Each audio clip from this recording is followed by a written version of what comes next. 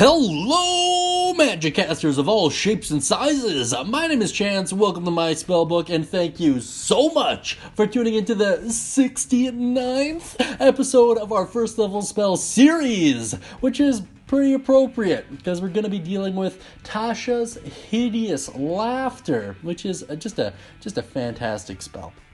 That being said, it is usable by the Bard and the Wizard, and it is found in the good old Player's Handbook. Before we take a look at its mechanics, which are pretty cool, I just want to say that this video is dedicated to the newest addition to our guild. This video is for you, Tato Seal. Thank you so much for your support. I really do appreciate it. And without further ado, let's take a look at our mechanics. The cast time is the standard one action. The range is 30 feet. The duration is a whole minute, but it is concentration, so please bear that in mind.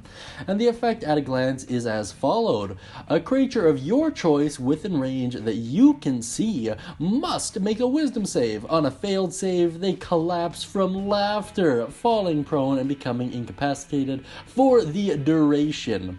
They make the save again at the end of each turn, or when it takes damage. If the save is triggered by damage, they roll with advantage.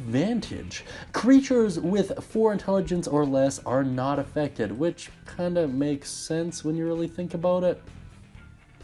The components are somatic, material, and verbal, meaning you have to gesture with one hand. There's a material component, in this case, tiny tarts and a feather that is waved in the air, and a verbal component as well, which is really cool.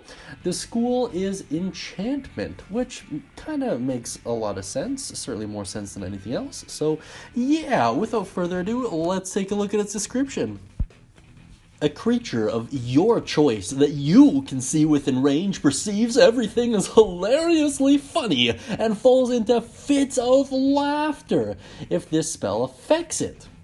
The target must succeed on a wisdom saving throw or fall prone, becoming incapacitated and unstable to stand for the duration.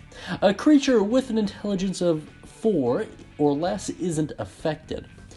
At the end of each of its turns, and at each time it takes damage, the target can make another wisdom saving throw.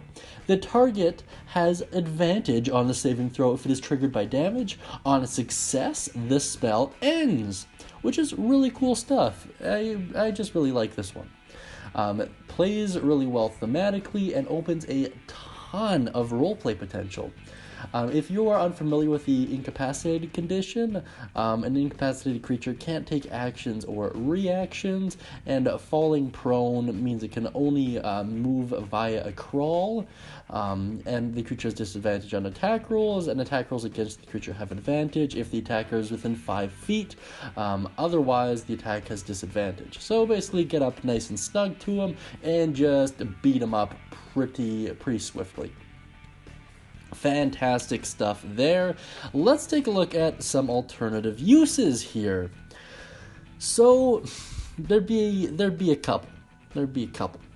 The first would be use it on a guard, in all honesty. It makes sense that you might be able to do it stealthily, just have them erupt into a fit of laughter. Maybe send a friend out there as a decoy to crack some witty jokes, you know?